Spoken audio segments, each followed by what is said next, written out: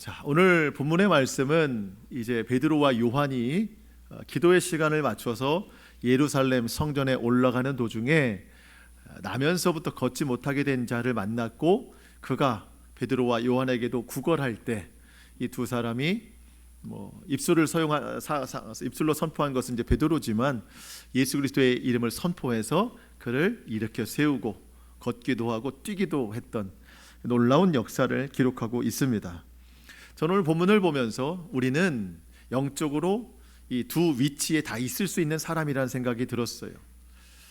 앉아서 구걸하는 사람이나 또 예수님의 이름을 선포해서 누군가를 일으켜 세우는 사람, 우리는 양쪽 다 있을 수 있는 사람입니다. 여러분, 우리도 믿음이 주저앉을 때가 많잖아요. 영적인 침체를 겪을 때도 분명히 있습니다. 힘을 잃어서 아무것도 할 수 없을 때가 있어요. 혹 여러분, 오늘 여러분의 삶이, 여러분의 심령이 그렇다면 오늘 말씀을 통해 선포되는 예수 그리스도의 이름을 통하여서 여러분의 마음과 삶이 힘을 얻는 영적으로 충만한 회복이 일어나는 시간이 될 수 있기를 축복합니다. 또한 그렇게 회복되면 우리는 우리만을 위해서 사는 것이 아니라 여전히 힘이 없고 주저앉아 있고 때로는 예수님을 알지 못하는 이들에게 예수의 이름을 선포하면서 그들에게 구원을 또 나누어주고 또 그들에게 삶의 소망을 또 능력을 나누어줄 수 있는 믿음으로 선포하는 그런 삶을 우리가 또 살아내야 되겠습니다. 또 그러한 결단이 오늘 예배를 통해서 우리 각자에게 임하기를 축복합니다. 오늘 본문의 배경은 예루살렘 성전을 배경으로 하고 있습니다. 예루살렘 성전은요, 아직 구약의 제사를 드리고 있어요. 구약의 율법의 말씀이 선포되고 있습니다. 12사도를 포함한 120명의 사람, 또 3,000명의 사람, 이 사람들도 다 예루살렘 성전을 아직도 찾아가고 있습니다. 여전히 성전에서는 율법이 선포되고 여전히 성전에서는 또 짐승들을 잡아서 제물로 바쳐지는 일들도 있습니다. 예수님을 믿게 된 사람들도 율법을 듣고 제사에 참여하기도 하지만 예전과 달라진 게 있습니다. 율법을 율법으로 듣지 않아요. 이 율법을 완성하신 예수님, 예수님이 이 모든 일들을 다 완성하셨구나, 그렇게 듣는 거예요. 제사를 드려도, 제물을 드려도 예수님이 이 모든 제물을 완성하셨구나, 예수님이 십자가로 모든 제물에 대신 몸을 바치셨구나 라고 하는 은혜를 가지고 참여할 수 있게 되는 겁니다. 특별히 이들이 여전히 예루살렘 성전을 찾는 이유는 거기에는 아직도 예수님을 믿지 않는 수많은 유대인들이 있기 때문이에요. 그들을 구원하려면, 그들에게 예수 그리스도를 선포하려면 그곳에 가야 됩니다. 예전 같으면 예수님을 믿는 그 믿음으로 예루살렘 성전을 찾는다고 하는 것은요, 두려운 일이었어요. 예전엔 다 도망갔었잖아요. 근데 이제는 담대하게 믿음을 가지고 성전을 찾아갑니다. 거기 가야 믿지 않는 사람들을 만나기 때문이죠.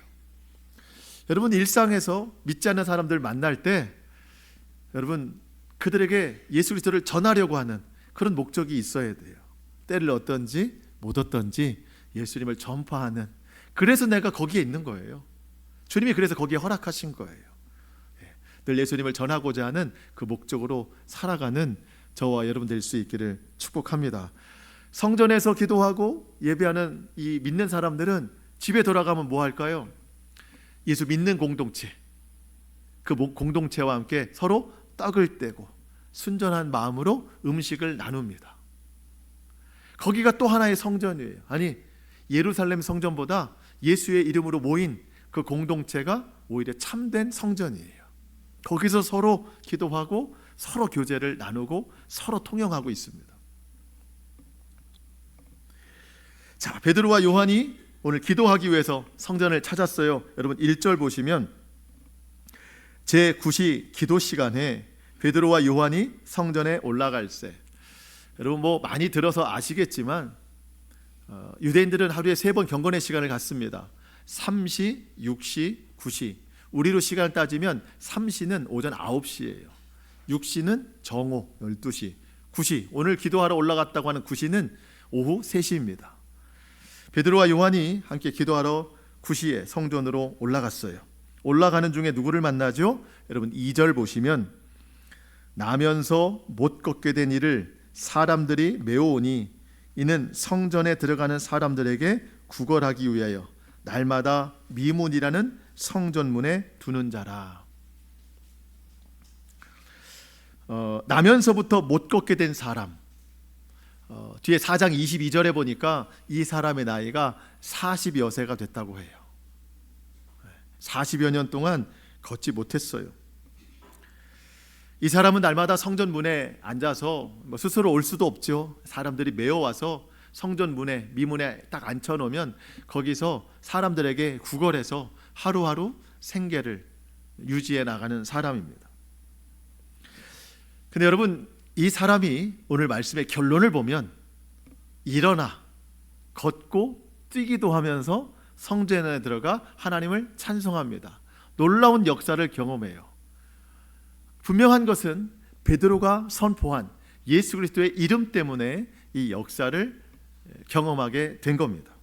그런데 여러분, 이게 오늘 본문의 핵심이긴 하지만 사실 이만큼 더 중요한 게 있어요. 그게 뭐냐면 이 놀라운 역사가 언제 일어났냐는 거예요. 어느 시간에 일어났냐는 거예요. 여러분 1절에 보면 어느 시간에 일어났다고 해요? 기도 시간에 일어났어요. 기도 시간에. 베드로와 요한이 기도 시간에 맞춰 올라가는 도중에 이 같은 역사가 일어났습니다. 여러분, 기도하는 사람은요, 기도하는 시간이나 기도하러 올라가는 시간이나 동일한 믿음을 가진 사람이에요. 같은 기도 시간에 기도했다고 하는 다른 유대인들은요, 기도는 했겠지만 그들의 기도에는 누가 없어요? 예수님이 없어요. 예수님이 없습니다. 하지만 베드로와 요한은 또 많은 믿는 자들은 예수 그리스도의 이름으로 기도했어요. 예수님을 주와 그리스도로 믿었기 때문입니다. 저는 오늘 이 말씀이 우리에게 주는 교훈이 있다고 생각이 돼요. 우리에게 기도 시간이 있는가? 기도 시간이 얼마나 있는가? 유대인들처럼 하루에 3번 정해놓고 꼭 성전에 와서 기도해야 된다, 여러분 그런 게 아니고요. 물론 성전에 오셔서도 기도하지만 우리 일상 중에 여러분 기도 시간이 얼마나 있는가? 얼마나 기도는 확보되어 있는가? 예수님의 이름을 부르면서 하나님과의 인격적인 교제를 얼마나 이루고 살아가는가? 여러분, 기도 시간에 놀라운 일이 일어납니다. 기도 시간에 하나님의 역사가 일어나요. 기도 시간에 구원이 일어나고, 기도 시간에 믿음이 회복되고, 기도 시간에 예배와 찬송이 회복되고, 기도 시간에 하나님의 선하신 손이 일하심을 보게 됩니다. 여러분, 찬송가 한 구절을 좀 보려고 하는데요, 361장에 기도하는 이 시간이라는 찬송이 있습니다. 여러분 이 찬송 아시죠? 네. 기도하는 이 시간 주께 무릎 꿇고 우리 구세주 앞에 다 나아가네.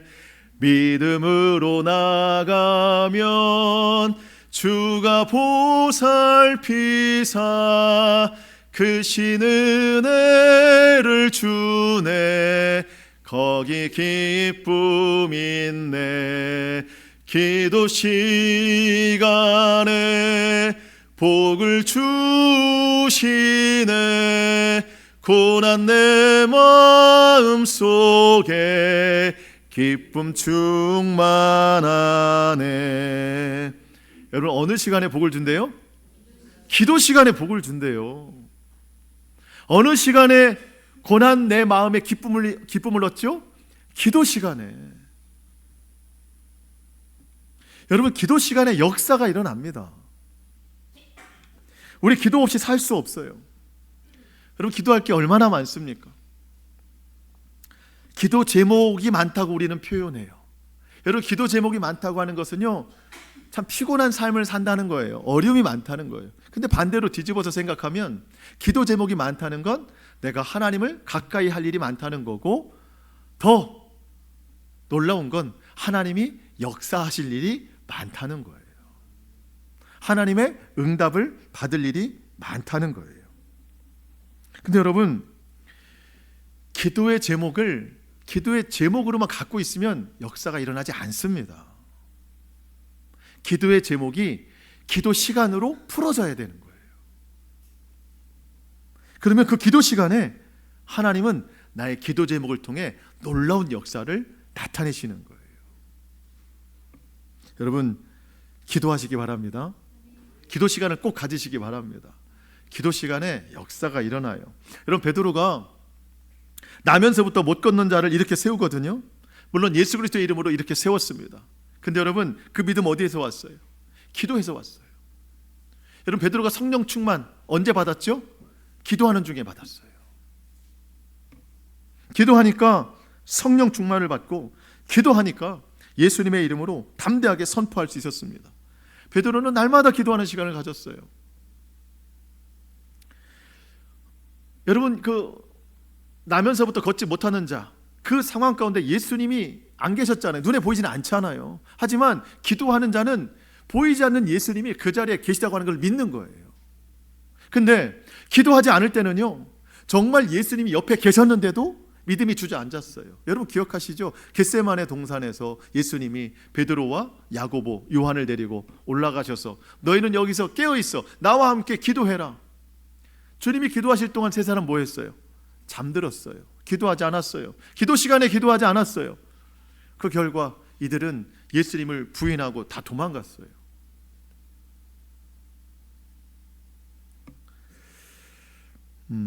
여러분, 우리가 기도에 힘써야 되는 이유, 성전에 오셔서도 기도하지만 여러분 일상 가운데 하나님의 말씀을 묵상하는 시간을 꼭 가지시기 바랍니다.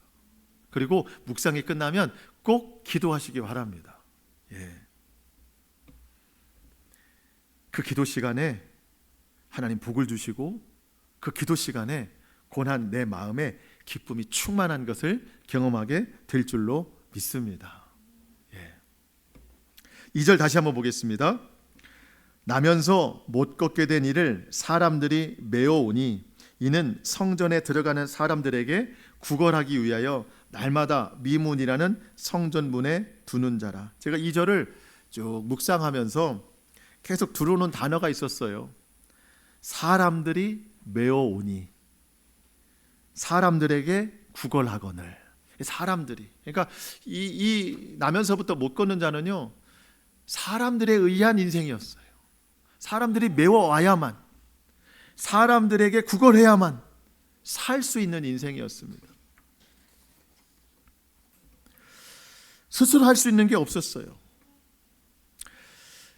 어쩌면 이 사람은요, 육체의 고통도 굉장히 심하지만 저는 사실 보니까 마음의 고통이 더 컸으리라 생각이 돼요. 왜? 사람들에게만 부탁해야 되잖아요. 사람들에게 구걸해야 되고, 부탁해야 되고, 아쉬운 소리 해야 되고, 눈치 봐야 되고. 나중에 이 사람이 예수님의 이름으로 고침받고 걷고 뛰며 성전에 들어가서 하나님을 찬송했는데, 몸이 회복된 것으로도 기뻐하고 찬송했겠지만 더 이상 사람들을 의지하지 않아도 된다. 저는 이게 더 기쁨이었을 것 같아요. 이제는 사람들을 의지하지 않고 이 일을 행하신 하나님만 의지하며 살겠다. 여러분, 우리 하나님만 의지하며 살아가는 인생이 될 수 있기를 축복합니다. 여러분, 이 사람이요, 사람에게서 메어왔거든요. 그 사람들이 갔다가 앉혀놓은 자리에만 앉아 있어야 되는 거예요. 여러분, 사람을 의지하는 사람은요, 사람 때문에 모든 게 다 좌지우지 돼요. 사람을 의지하면. 사람들이 앉혀놓는 자리에 앉아 있어야 되고, 사람들이 갖다 놓는 생각에 나는 생각이 그냥 그대로 내 마음으로, 내 삶으로 반응이 돼야 되고. 또 한 가지, 좀 표현이 그렇지만 오늘 본문의 표현을 좀 빌리자면, 여러분, 우리는 사람에게 구걸하는 인생이 되면 안 된다는 거예요. 하나님께 기도하는 인생이 되어야 됩니다. 하나님만 의지하고 하나님께 도움을 구해야 됩니다. 빌립보서 4장 6절 7절 말씀을 좀 함께 우리 선포하도록 하겠습니다. 앞에 화면을 보시면서 시작. 아무것도 염려하지 말고 다만 모든 일에 기도와 간구로 너희 구할 것을 감사함으로 하나님께 아뢰라. 그리하면 모든 지각에 뛰어난 하나님의 평강이 그리스도 예수 안에서 너희 마음과 생각을 지키시리라. 아멘. 아무것도 염려하지 말고 여러분 모든 것을 하나님께 아뢰래요. 사람에게 얘기하지 말고 하나님께. 여러분, 사람에게 뭐 의지하고 부탁하려면 얼마나 아쉬운 소리 해야 돼요. 근데 하나님께 부탁하래요. 기도하기를 감사함으로 하라. 감사함으로 하라. 여러분, 하나님께는요 떳떳하게 하세요. 하나님 우리 아버지잖아요. 떳떳하게 하나님께 부탁하고 떳떳하게 기도하세요. 우리 하나님 기쁨으로 받으시는 분이세요. 삶의 고난과 환난, 이런 환경에 대한 새로운 어떤 변화, 사실 우리가 이런 것도 기대하지만 하나님이 우리에게 제일 먼저 주시는 변화는 마음의 변화래요. 마음에 평강을 주신대요. 마음의 생각과 또 마음의 판단, 이런 것들을 하나님이 다 지켜주신답니다. 삶이 새로워지는 역사를 경험하는 거예요. 여러분, 사람 의지하지 말고, 오늘 본문의 표현대로 사람에게 구걸하는 인생 되지 말고 오직 하나님께 기도하는 인생 될 수 있게 축복합니다. 그럼 하나님께서 놀라운 역사를 이렇게 세워주세요. 나면서부터 걷지 못한 이 사람이 사람들에 의해서 메워왔잖아요. 사람들이 어디다 내려놨냐 보니까 미문, 성전에 여러 가지 문이 있는데 그 중에 미문에 내려놨대요. 한자 그대로 아름다운 문이에요. 성전에는 여러 가지 문들이 있는데 사람들이 여기를 제일 많이 통과해요. 왜? 어떤 문이기 때문에? 아름다운 문이기 때문에. 여러분, 그런 생각이 좀 들어요. 이 문을 들어가면 내 인생이 아름다워질까? 어떤 사람은요, 유대인들의 습성이 그렇잖아요. 비교를 많이 해요. 바리새인도 기도할 때 하나님, 제가 저 옆에서 기도하는 세리와 같지 않으니 감사합니다. 그런 것처럼 미문으로 들어가는 유대인들이 저 옆에 구걸하고 있는 저 나면서부터 걷지 못한 그 사람이 내가 아니니. 여러분, 율법에 보면은요, 몸이 좀 불편한 사람들은 성전에 들어가는 게 금해졌어요. 율법에. 하나님, 내가 저와 같지 않으니, 내가 성전에 이 아름다운 미문을 통과할 수 있으니 감사합니다. 아마 그런 마음으로 거기 들어갔을 거예요. 내가 저 사람보다는 아름다운 인생입니다. 그리고 하나님, 나의 인생을 좀 더 아름답게 해주세요 하면서 그 미문을 들어갔을지 몰라요. 이 미문은요 실제로 높이가 한 20여 미터 된대요. 웅장하고 제일 화려한 문이래요. 성전문에서. 사람들이 다 거기로 들어가요. 이 나면서부터 걷지 못하는 자가 왜 거기 앉아 있을까요? 많은 사람들이 드나드니까 거기서 얻기를 원하는 거죠. 근데 여러분, 예수 그리스도가 없다면 그 미문 앞에 앉아 있는 거나 미문을 들어가는 거나 큰 차이 없어요. 둘 다 생명이 없거든요. 저는 여러분 그런 생각 해봤어요. 저와 여러분이 성전을 혹 미문을 삼고 있지는 않은가. 하나님, 저 오늘 성전에 왔으니까 제 인생 좀 아름답게 해주세요. 제가 오늘 하나님을 예배하니까 제 인생 좀 세상 기준으로 좀 아름다운 인생, 좀 부유한 인생, 좀 성공하는 인생 좀 되게 해주세요. 혹 그런 마음이 좀 있지는 않을까. 아니시겠지만 그런 유혹들이 많아요. 이 성전이 미문인 것처럼. 여러분, 우리 성전문은요, 우리 예수님이 말씀하셨어요. 나는 양의 문이다. 우리 성전문은 예수 그리스도의 문이에요. 예수 그리스도를 열고 들어오는 거예요. 미문이 아니에요. 세상적 아름다운 문이 아니에요. 우리는 예수 그리스도의 문, 그 문을 열고 들어와서 하나님 만나러 오는 거예요. 일주일 동안 살면서 내 마음속에 얼마나 많은 우상들이 있었어요. 이 모든 우상을 다 내려놓고 오직 하나님만 나의 주인이십니다. 오직 하나님만 예배받기 합당하신 분이십니다. 그렇게 주님만 섬기는 그런 예배를 드리려고 오늘 온 거예요. 여러분, 문은 아무리 아름다워도 아름다운 게 아닙니다. 정말 아름다우신 분은 예수 그리스도예요. 그분에게 나오는 거예요. 아름다운 분에게 나오는 거예요. 그리고 또 한 가지 아름다운 게 있죠. 찬송가 가사에 보면 아름답고 귀한 말씀 생명샘이로다. 하나님의 말씀이 아름다운 거예요. 여러분, 이 세상에 그런 아름다움, 그거를 쫓아 미문 삼아 성전 오시지 마시고 유일한 아름다움이신 예수 그리스도, 또 그분의 말씀을 따라 사모하면서 오직 하나님만 예배하는 저와 여러분 될 수 있기를 주님의 이름으로 축복합니다. 그렇게 성전에 오는 거예요. 그렇게 하나님 예배하는 거예요. 3절로 6절 말씀 우리 같이 한번 읽겠습니다. 3절로 6절입니다. 시작. 그가 베드로와 요한이 성전에 들어가려 함을 보고 구걸하거늘 베드로와 요한과 더불어 주목하여 이르되 우리를 보라 하니 그가 그들에게서 무엇을 얻을까 하여 바라보거늘 베드로가 이르되 은과 금은 내게 없거니와 내게 있는 이것을 내게 주노니 나사렛 예수의 이름으로 일어나 걸으라 하고. 아멘. 구걸하는 사람이 얻고자 하는 것은 은과 금으로 상징되는 물질입니다. 물질. 뭐 많은 거 바라겠어요? 그냥 오늘 하루 내가 먹을 수 있는 정도겠죠. 동전 몇 입이겠죠.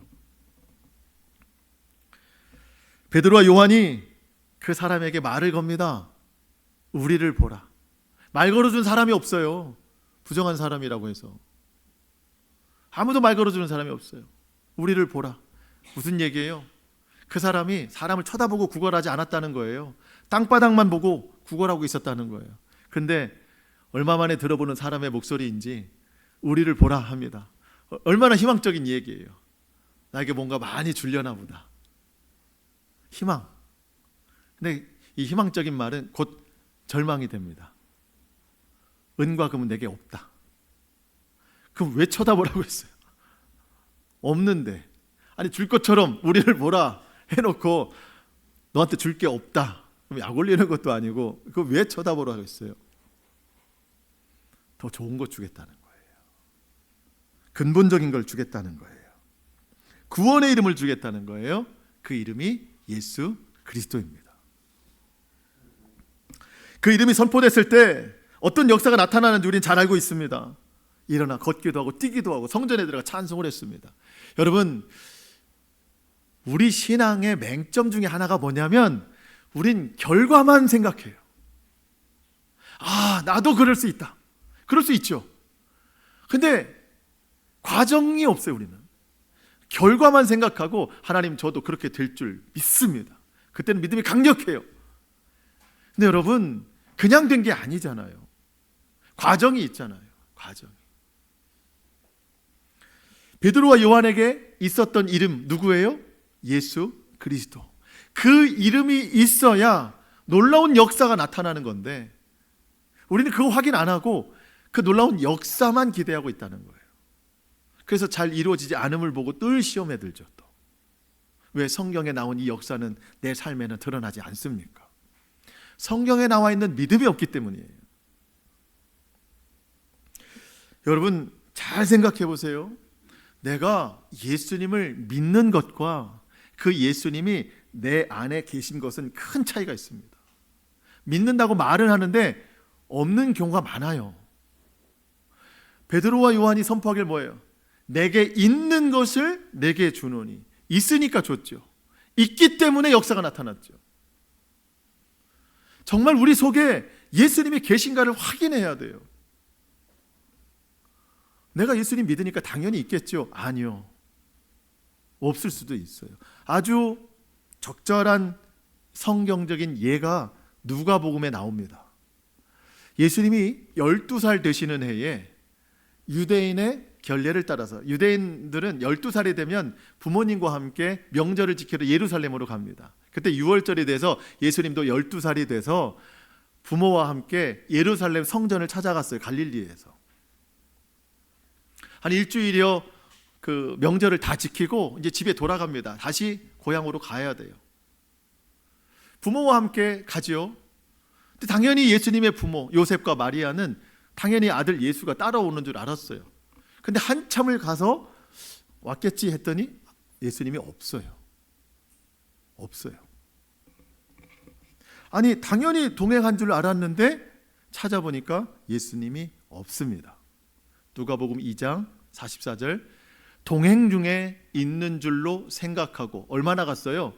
하룻길을 간 후 친족과 아는 자 중에서 찾되. 너무 좀 무심하죠? 이게 어떻게 하루 동안 왜 안 찾았는지. 없어요. 예수님이 없어요. 자, 친족과 아는 중에 뭐 아는 사람에게 있겠지 찾아봤더니 없어요. 자, 없으면 어떻게 돼요? 다시 뒤로 돌아가야 됩니다. 예루살렘으로 돌아가야 돼요. 돌아가는 길이 여러분 3일, 하룻길을 갔으니까 또 찾는 시간이 있고 돌아가는 길이 있으니까 3일 만에 예수님 찾았어요. 어디에 계셨냐면 예루살렘 성전에 계셨어요. 가보니까 여러분, 하룻길을 갔다가 다시 돌아가니까 얼마나 먼 길이에요. 갔더니 성전에서 예수님이 랍비들, 선생들과 함께 하나님의 말씀을 주고받고 질문하고 답을 하고 있었습니다. 12살 예수님이. 굉장히 놀라운 장면입니다. 예수님의 부모가 그 장면을 보고 매우 놀랐는데 놀라기도 하고 화도 났어요. 누가복음 2장 48절, 그의 부모가 보고 놀라며 그의 어머니는 이르되 아이야 어찌하여 우리에게 이렇게 하였느냐. 보라, 내 아버지와 내가 근심하여 너를 찾았노라. 아이야. 근데 사실 이게 막 아이야라고 부르기도 좀 죄송한 분이잖아요. 아직 어리긴 하지만 있으면 또 예수님이시잖아요. 하나님의 아들이시기 때문에 참 이러지도 저러지도 못하는 부모의 마음이 좀 느껴지긴 하는데, 예수님이 뭐라고 대답하시냐면요, 예수께서 이르시되 어찌하여 나를 찾으셨나이까. 내가 내 아버지 집에 있어야 될 줄을 알지 못하셨나이까 하시니. 여러분, 저기서 말씀하시는 예수님, 그 내 아버지가 어디예요? 내 아버지가 누구예요? 하나님 아버지죠. 성전에 있다는 겁니다. 왜 이런 말씀하셨을까? 그 마리아가 성령으로 잉태해서 예수님을 낳으셨는데 처음에는 이제 그렇게 큰 놀라운 역사로 받아들였는데 살면서 보니까 그냥 옆집 애나 우리 애나 비슷해요. 그냥 장난꾸러기 애 같죠. 뭐 예수님이 완전한 인간으로 오셨기 때문에. 그러니까 점점 하나님의 아들이라는 걸 잊었던 것 같아요. 그래서 예수님이 한번 내 아버지 집에, 하나님의 집에 내가 있어야 될 줄 몰랐습니까? 라고 한 번 더 어떤 영적인 경각심을 주셨던 것 같아요. 근데 제가 오늘 여기서 여러분과 나누고 싶은 말씀은, 내가 예수님을 믿는다고 하면서 예수님 없는 삶을 살기도 한다는 거예요. 여러분, 예수님 내가 믿는데 예수님의 이름을 부르지 않고 예수님 생각하지 않고 하룻길을 가기도 해요. 이틀을 살기도 하고, 여러분 일주일을 살기도 하고. 여러분, 대답은 하지 마시고 마음으로 한번 생각해 보세요. 일주일 동안 예수님 얼마나 생각하셨어요? 예수님의 이름 얼마나 부르셨어요? 얼마나 기도하셨어요? 예수님 우리 믿잖아요. 믿어서 지금 예배 드리고 있잖아요. 그러니까 믿는 것과 그 예수님이 내 마음에 계신 건 차이가 있어요. 우리 인생이 왜 이렇게 무겁고 힘겨울까? 삶의 환경이나 상황들도 그렇지만 짐을 내가 지고 가서 그래요. 주님이 말씀하셨어요. 수고하고 무거운 짐진 자들아 다 내게로 오라. 내가 너희를 쉬게 하리라. 무슨 뜻이죠? 예수님이 우리의 짐을 대신 져주시겠다는 거예요. 죄의 짐뿐만 아니라 삶의 여러 가지 짐들도 예수님이 대신 져주시겠다는 거예요. 동행해야 예수님이 지어주시죠. 근데 나 혼자 가요. 그냥 하루길을 계신 줄 알고 동행하는 줄 알고. 근데 나 혼자 가고 있어요. 내가 내 짐을 다 지고 가고 있어요. 여러분 생각해 보세요. 내가 예수님과 동행하고 있나? 아니, 예수님이 정말 내 마음에 계신가? 예수님을 대문 밖에 세워두고 집 안에 계신 줄로 착각하면 안 됩니다. 예수님을 내 마음 밖에 놔두고 내 마음에 계시다고 착각해서는 안 돼요. 예수님을 믿는다면 날마다 예수님 생각하고 예수님의 이름 부르고 기도하고 한 걸음 한 걸음 동행하고 있는지를 잘 판단하셔야 됩니다. 그래야 역사가 일어나요. 여러분, 예수님이 내 마음에 생명의 주로 계시면 어떤 일이 일어나는가? 여러분 7절 한번 선포하겠습니다. 같이 읽겠습니다. 7절 시작. 오른손을 잡아 일으키니 발과 발목이 곧 힘을 얻고. 아멘. 어디와 어디에 힘을 얻었대요? 발과 발목이 곧 힘을 얻고. 여러분 성경 보실 때 그렇게 해보세요. 이 발목이라는 단어에 여러분이 넣고 싶은 단어 한번 넣어보세요. 나와 내 자녀가 힘을 얻고. 내 자녀들 중에도 힘겨워하고 있는 내 아들, 또 멀리서 고생하고 있는 내 딸이 힘을 얻고, 교회와 속회가 힘을 얻고. 여러분 기도하시면서 그렇게 적용해 보세요. 근데 언제 힘을 얻을 수 있어요? 내게 있는 것을 내게 주노니. 내 속에 예수 그리스도가 있어야 발과 발목이 힘을 얻듯 내 삶과 믿음과 가정과 자녀들이 힘을 얻을 수 있어요.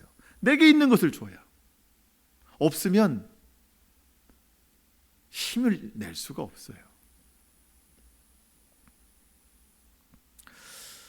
저와 여러분이 먼저 예수 그리스도의 그 이름, 그 생명이 내 속에 있어서 나부터 일어나고, 우리부터 일어나야 돼요. 내 믿음이 일어나고 영이 회복되고, 그 회복된 믿음을 통하여 우리 주변에 여전히 때로는 무기력하게, 때로는 여전히 주저앉아 있는, 어둠 속에 있는, 두려움 가운데 있는 많은 이들에게 그 생명의 주를 전파하는 저와 여러분 될 수 있기를 축복합니다. 그 생명의 이름이 그 역사를 나타낼 수 있어요. 여러분 8절 보시겠습니다. 뛰어 서서 걸으며 그들과 함께 성전으로 들어가면서 걷기도 하고 뛰기도 하며 하나님을 찬송하니. 여러분 이 사람이 일어났어요. 예수 그리스도의 이름으로 일어났습니다.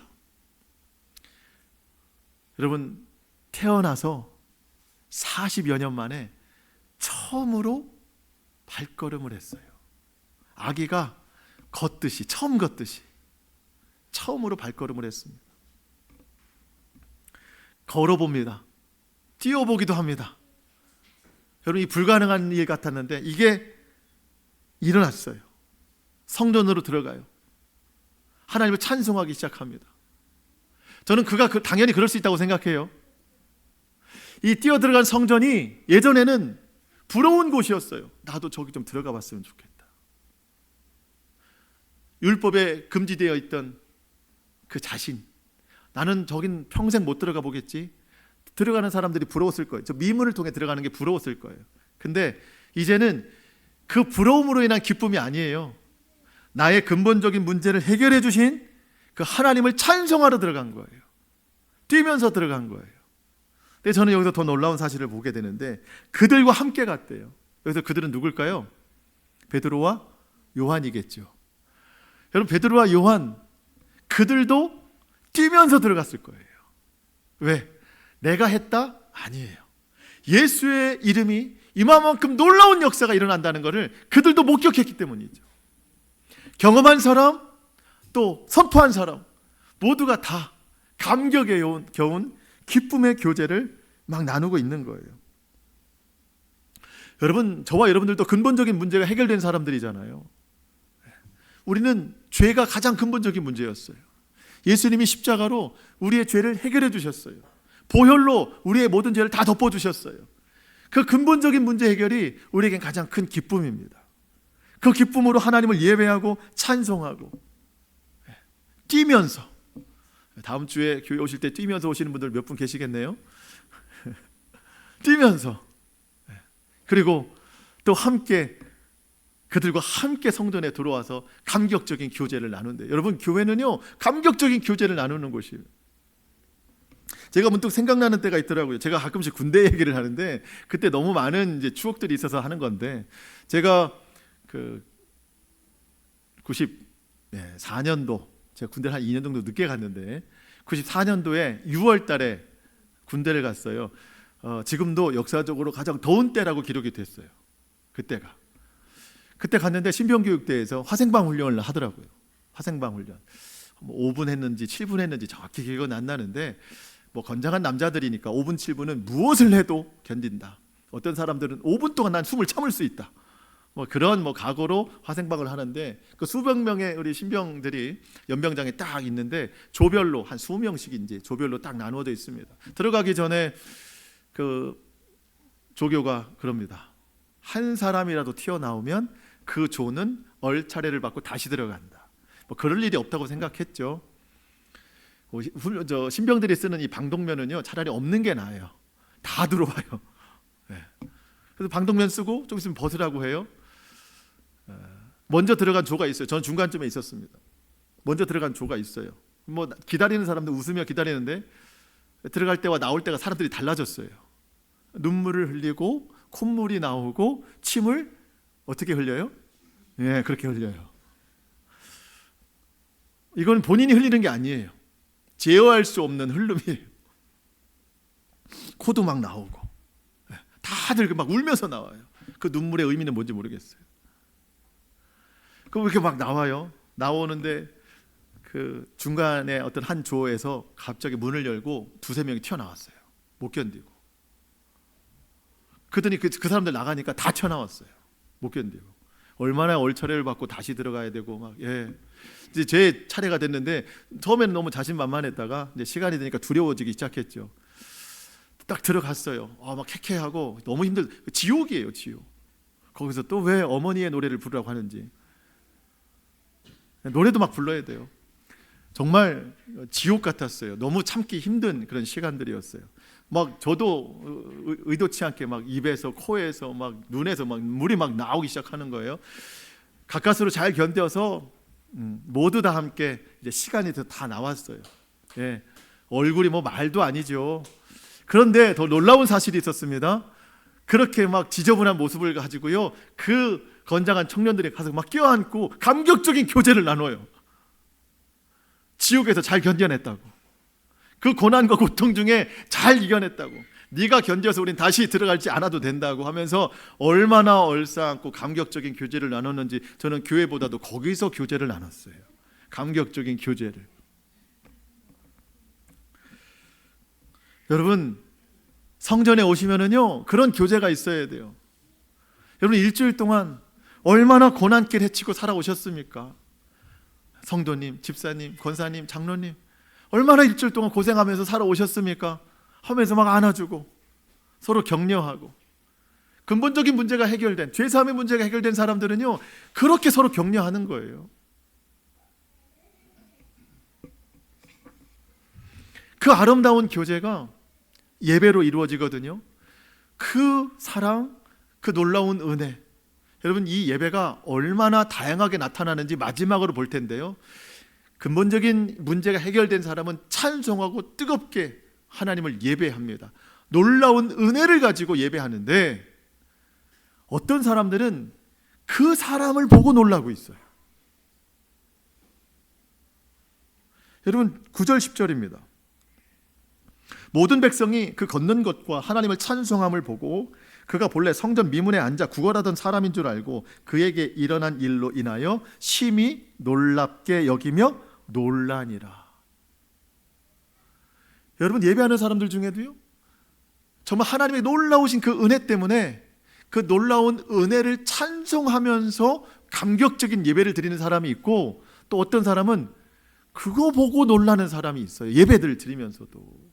여러분, 예배는 사람을 보는 게 아닙니다. 저 사람은 뭐가 저렇게 좋길래 저렇게 기쁘게 예배를 해? 그거 보고 놀랄 일 아니에요. 그게 예배의 대상이 아닙니다. 우리 모두가 동일한 은혜를 받았어요. 우리 모두가 하나님의 근본적인 죄사함의 은혜를 받았습니다. 그 은혜만으로도 우리 예배의 목적은 충분한 거예요. 그 놀라운 은혜를 가지고 예배하는 거지, 누군가 놀랍게 예배하는 것을 보면서 예배하는 것은 아니다. 우리 각자의 예배가 놀라운 예배가 될 수 있기를 축복합니다. 아멘. 말씀을 마치겠습니다. 여러분 한번 저를 좀 따라 해주시겠습니까? 내게 있는 이것을 내게 주노니. 다시 한번요. 내게 있는 이것을 내게 주노니. 나사렛 예수의 이름으로 일어나 걸으라. 아멘. 여러분 오늘 기도하실 텐데 이 말씀을 선포하는 거로 기도하세요. 또 일주일 동안 이 말씀을 가지고 사세요. 내게 있는 이것을 내게 주노니 나사렛 예수의 이름으로 일어나 걸어라. 일주일 동안 이 말씀을 선포하고 사세요. 그러면 우리는 발과 발목에 힘을 얻을 겁니다. 삶과 가정에 힘을 얻을 겁니다. 내가 일어날 거예요. 나를 통해 주변이 일어날 거예요. 하나님의 놀라운 역사가 일어날 거예요. 기도 시간에 일어날 거예요. 말씀 순종 시간에 일어날 거예요. 여러분 기도하시고 말씀 묵상하세요. 그리고 주님과 동행하세요. 있는 줄로 알고 착각하지 마세요. 정말 계셔야 하나님의 역사가 일어납니다. 이 한 주간 동안 이와 같은 역사를 경험하며 살아가는 우리 모두가 되기를 주님의 이름으로 축복합니다. 아멘. 우리 기도하시겠습니다.